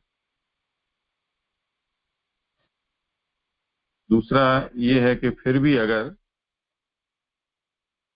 भगवान ये चाहें कि मेरे हाथ से किसी का वध हो और उसकी मुक्ति भी न हो, तो भगवान के पास उसके बहुत तौर तरीके हैं। वो तौर तरीके ऐसे हैं कि जैसे किसी को फांसी देने की प्रक्रिया होती है, ऐसे एनकाउंटर भी हो जाता है। तो अब वो जो फांसी देने में न जाने कितने साल भारत की कानूनी प्रक्रिया के अंतर्गत लग सकते हैं, तो तब तक उसको मेहमान की तरह रखो, खाओ पिलाओ, जैसे अजमल कसाब को जमाई की तरह रखा था, तो वो लंबी प्रक्रिया हो जाए। तो उसके बजाय अच्छा है कि योगी जी की तरह एनकाउंटर करके बात खत्म करो, तो कोर्ट का भी समय बच जाए, पुलिस की जिम्मेवारी नहीं रह जाए, कैद खाने में इतनी व्यवस्था और खर्चा भी न हो। तो ये भी एक प्रक्रिया है।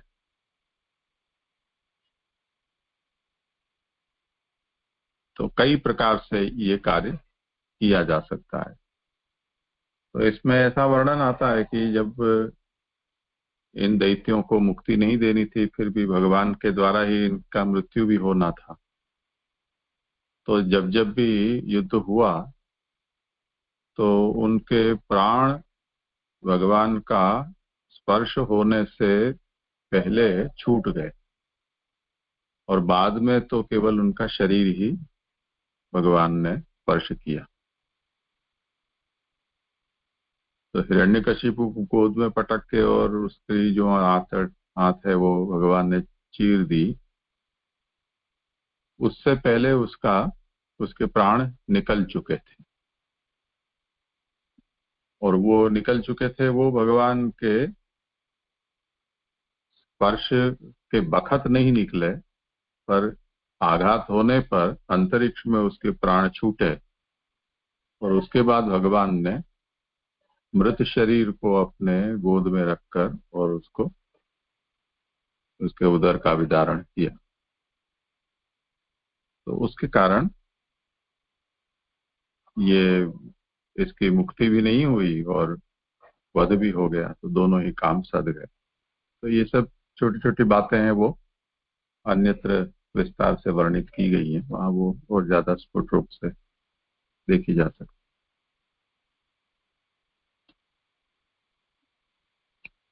जी जी जी, अच्छा स्पष्ट हुआ।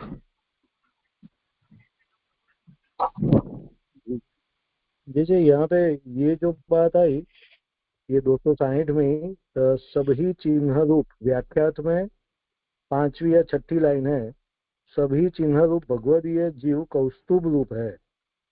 और इस वाक्य से अब यदि भगवान इन्हें अपने कंठ में धारण न करे तो ये सब मृत्यु साधन कर्मों के द्वारा नष्ट हो जाएंगे। तो जैसे ये स्पष्ट नहीं हो रहा है मुझे। करो सवाल है। यहाँ जो पहले बात आई, सभी चिन्ह रूप भगवदीय जीव कस्तूप रूपी है, माने जो यहाँ पे जो वाक्य कोट किया है भागवत जी को 3रे अध्याय को, कि वो उससे इसे समझा रहे हैं कि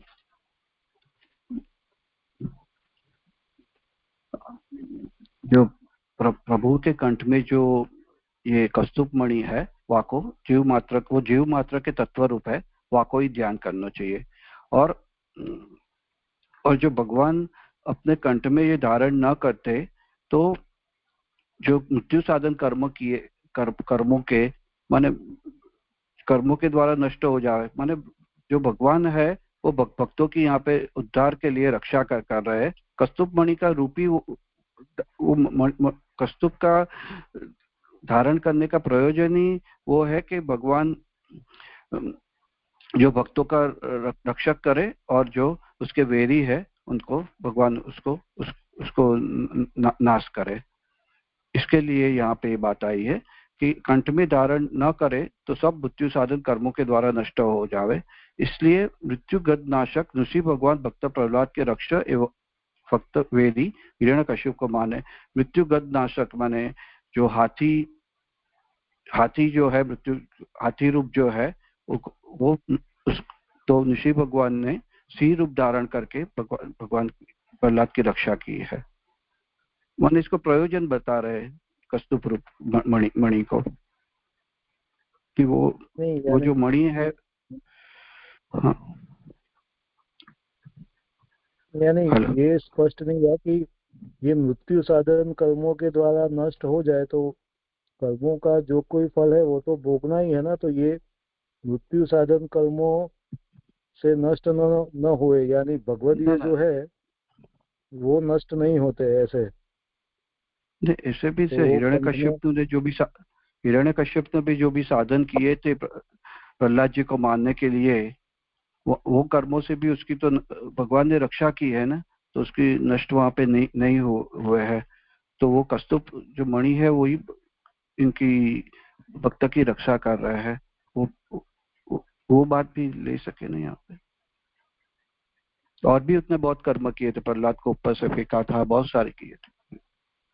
हाँ, यानी वो तो प्रहलाद जी के साथ वो कंपैरिजन हो रहा है कि इसी तरीके से कौस्तुभ मणि जो है वो भी भगवदीय जीव है, उनकी रक्षा करते हैं। लेकिन यानी कैसे रक्षा, यानी वो कर्मों से वो नष्ट नहीं होते ऐसे, वो स्पष्ट नहीं हो रहा है। जैसे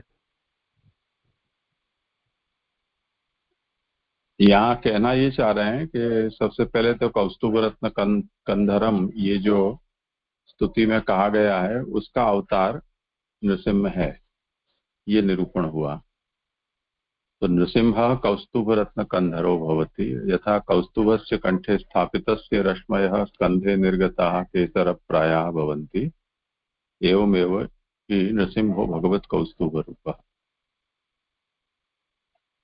कंठ में कौस्तुभ धारण करें, उनकी जो रश्मि निकलती है तो वो कंध के ऊपर ऐसी लगती है जैसे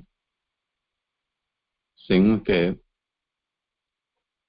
केश हैं वो लहरा रहे हो। तो इस तरह से ये जो नृसिंह है वो उस प्रकार के अवतार हैं। अब ये जो धारण करते हैं भगवान, वो क्यों करते हैं? तो कहते हैं कि दैत्य के वधों के लिए और भक्त के उद्धार के लिए। तो भक्तों के उद्धार के लिए धारण करते हैं का मतलब क्या? तो ये बताते हैं कि जितने भी भगवदीय जीव हैं वो कौस्तुभ रूप हैं। जो कौस्तुभ प्रभु धारण करते हैं वो ऐसा समझो कि उन सब भगवदीय जीवों की समष्टि है। तो भगवान उनको अपने हृदय के ऊपर स्थापित कर देते हैं, कौस्तुभ वहां धारण किया जाता है। इससे क्या होता है? तो भगवान जैसे हम अपने हृदय की रक्षा करते हैं और जिनको अपन हृदय से चिपका कर रखते हैं तो उसको भी हमने अपने हृदय समान माना है। तो अपने हृदय की रक्षा की तरह भगवान भगवती जीवों की रक्षा करते हैं। ये बात बताने के लिए वो कौस्तुभों का आप हृदय पर धारण करते हैं। अगर वहां स्थापित न करें तदा मृत्यु साधन ही कर्म भी ही मृत्युग्रस्ता एवं भवेयुः। तो मृत्यु के साधन रूप जो कर्म है उनसे जो जीव है वो मृत्युग्रस्त हो जाए। ऐसा न हो उसके लिए हिरण्यकशिपु ने जिस प्रकार से प्रहलाद के मृत्यु के प्रयास किए तो भगवान उसके प्रतिपक्षी बनकर और हिरण्यकशिपु का आपने वध किया। तो ये आपने कौस्तुभ रत्न कंधर का अवतार अपने आप को सिद्ध किया, ये कहना चाहते। जी जी जी जी जी जी। तो जी एक क्वेश्चन ये था कि यहाँ पे आगे ये बात आ रही है कि ग्राम और वन दोनों में रहने वाले अनेक भक्त हैं, तो दोनों तरह के भक्तों की रक्षा करने के लिए भगवान ने दो तरह का रूप लिया। तो यहाँ ग्राम तो ठीक है, लेकिन वन में जो भक्त है वो उसको कैसे लेंगे? वो कौन से भक्त? करो समझ।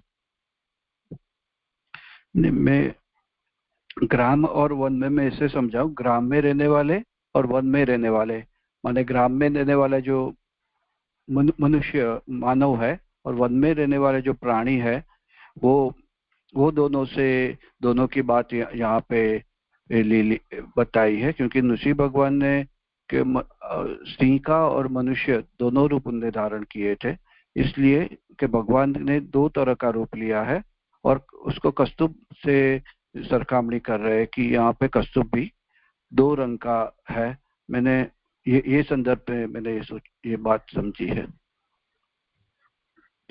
नहीं, वो वन में रहने वाले जो प्राणी है उनको भक्त लेना है ऐसा?